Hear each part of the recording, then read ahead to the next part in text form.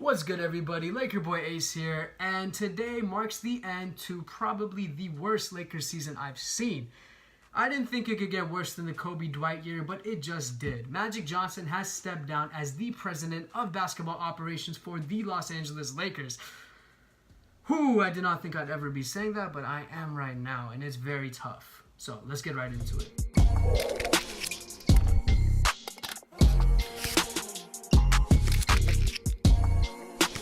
Now, from the jump, from the beginning of this season, I had so much optimism. Now, naturally, as a Lakers fan, I'm a little biased. I like to think that we are going to be good, and rightfully so. As questionable as some of the free agent signings that Magic and Pelinka had at the beginning of the season, we did believe that this team ultimately was going to make the playoffs.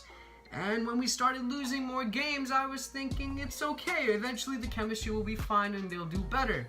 Then comes the request to trade for AD, and boom, there goes all the chemistry that the Lakers locker room had. And from there on forward, the Lakers just collapsed. LeBron got injured, Ingram got the blood clot issue, Lonzo's out for the season, BBB issues, and Josh Hart having knee surgery. It got very tough, and basically this season's been a dumpster fire. Now, the worst part is Magic Johnson steps down. The worst part about that is we weren't even halfway through our rebuild. We were supposed to sign another free agent this summer. We were supposed to trade for a superstar. We were supposed to build a winning culture. These are words from Magic Johnson. But today, around 4 o'clock, I was at the gym and I got the notification that Magic stepped down. And my mind was blown. I had to go through Twitter and look through all the different verified sources to make sure it's true, because again, I couldn't believe it. I don't take Magic as somebody that was stepped down or quit, but turns out he did. And his reason for doing so was mainly because it did not make him happy. He's the type of guy that likes to communicate with other players and make them better. He's the type of guy that has businesses on the side that he needs to advance, and there's opportunities other than basketball in his life. Now, I understand that. That's totally valid. But when you sign up to be the president of basketball operations, it's expected that you're going to be there and give your 100%, especially from a guy like Magic, who we all respect and give all our undivided attention to when he speaks. We take everything he says to heart and we respect. But ultimately, we ended up paying for that. Ultimately, we are where we are right now. Now, the pros are, obviously, we signed LeBron James this offseason. As much criticism as LeBron James has received this year, come on, it's LeBron James. He's still, in my opinion, the greatest player in the league when he wants to be, but he is definitely a talent you want in terms of also signing free agents. But that's where it stopped. You see, we signed LeBron, and then we go ahead and we trade Zubats, and then we go ahead and we traded Svi, who's not that big of a deal, but I mean, for the Reggie Bullock, was that worth it? I don't think so. Trading Zubats made sense. You're trying to clear a cap for the summer that's coming up for free agents, but I mean, if you're going to step down, that all goes down to the drain, doesn't it? You know, with Magic stepping down and saying the things he said, it makes the Lakers just seem like a total wreck, especially for free agents. And it just, as a Laker fan, really frustrates me, and it gets me really mad because we dedicated so much time this season to the rebuild. I have multiple friends that I have group texts and group messages with where we just talk about the Lakers, and I'm sure all you viewers do as well. You know, it's fun, you know, discussing the NBA, the league, and more specifically your favorite team. And when your favorite team is the Lakers, in the current state they are at right now, usually you're one to support the vision that Pelinka and Magic had. And every now and then I would doubt it. I really would. I had friends that told me, like, hey man, I don't know what's going on right now. It's looking terrible. But I was the guy that was like, no, I believe in Magic and Pelinka. And when this came out today, it's just, I'm shell-shocked. I feel as if I'm that Laker fan from 2014, 2015, before we even drafted D'Lo. You know, and it's sad. It's crazy. The only good thing is we still have LeBron, but I mean, LeBron can only take you so far in the West right now. We need talent, and without a decent front office, it's just very tough. But regardless of my little rant as a Laker fan, the downfalls and the ups of this season, my main point right now is moving forward, what do we do? What should the Lakers focus on?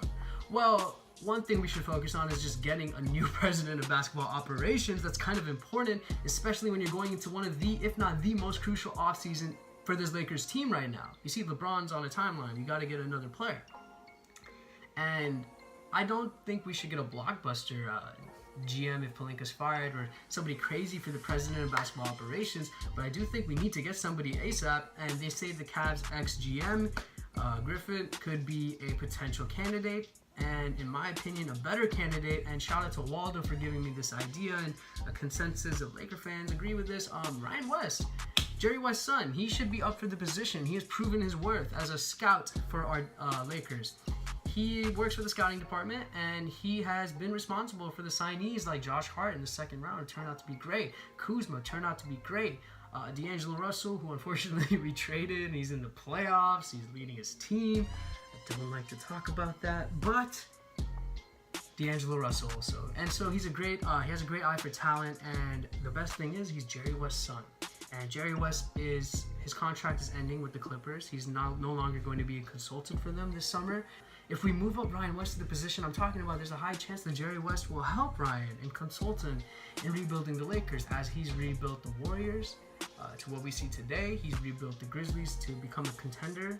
Not the Grizzlies of today, but for the early 2010s, the Grizzlies were contenders in the West, and also the Clippers right now. They're in the playoffs, and we're not. And that's mainly because Jerry West has done a great job at cultivating a culture there.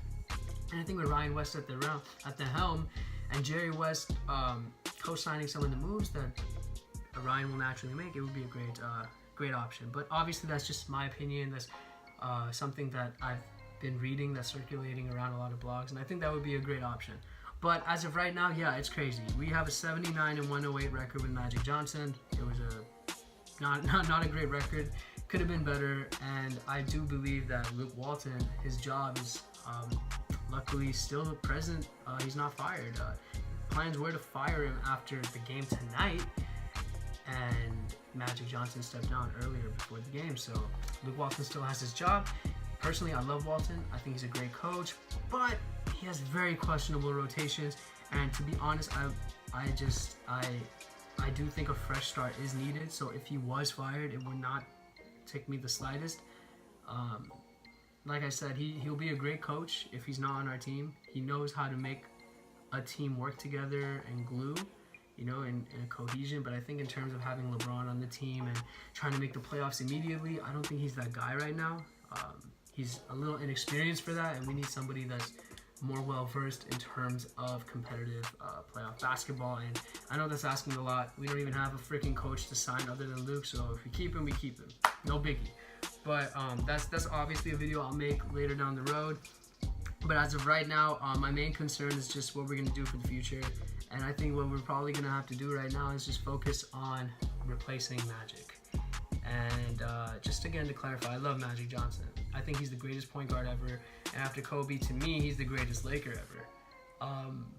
But as an executive and as the moves he's made for this franchise, I'm disappointed. I'm really upset.